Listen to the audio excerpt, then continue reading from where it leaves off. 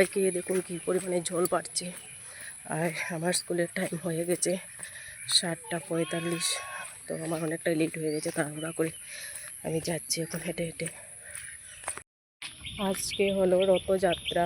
তো আজকে স্কুলে আছে 3, 4, 5-এর ড্রয়িং পরীক্ষা।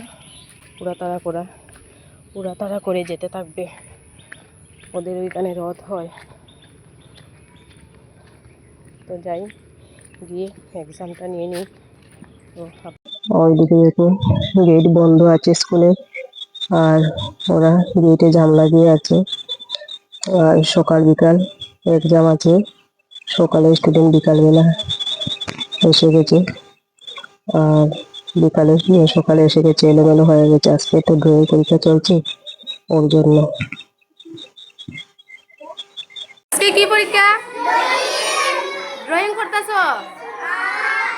চিত্র সবে আঁকতেছো? কালার করতেছো? ঠিক আছে, করো, কালার করো।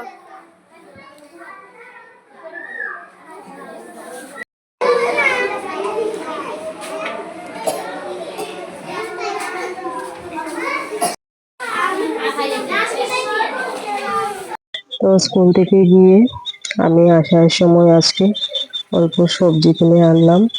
টমেটো, গাজর, মিষ্টি কুমড়ো, চিচিঙ্গা। আর সবজিগুলো নিয়ে যাওয়ার পর আমার ওদিকে গেছে অল্প আপেল আনবো বলে।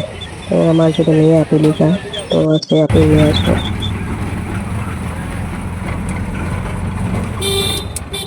এবার এসে নেমে গেলাম গাড়ি থেকে।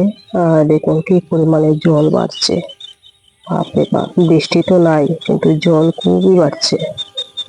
অবাক হয়ে যাচ্ছে জল দেখে। এবারে যদি আর 2 দিন জল বাড়ে উপায় নাই।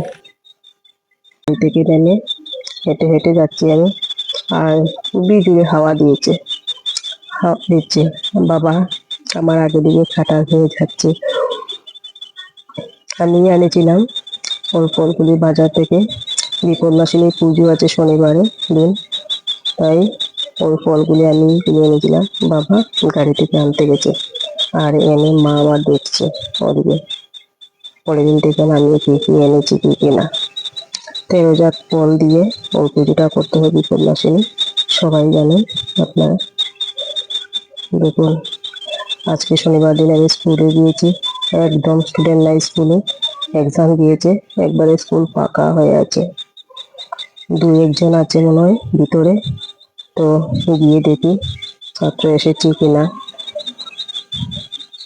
ওইদিকে দেখা যাচ্ছে 2-1টা আছে, আর বাকি আজকে সবাই বন্ধ দিয়ে দিয়েছে, কেন কি এক্সাম শেষ হয়ে গেছে। তো ওদের ওরকমই হয়, এক্সাম শেষ হয়ে গেলে ওরা স্কুলে আসে না। শনিবার আমি মায়ের সঙ্গে পুজো করব।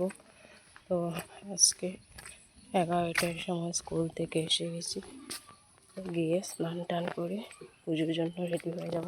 মা ওদিকে তৈরি করে নিয়েছে।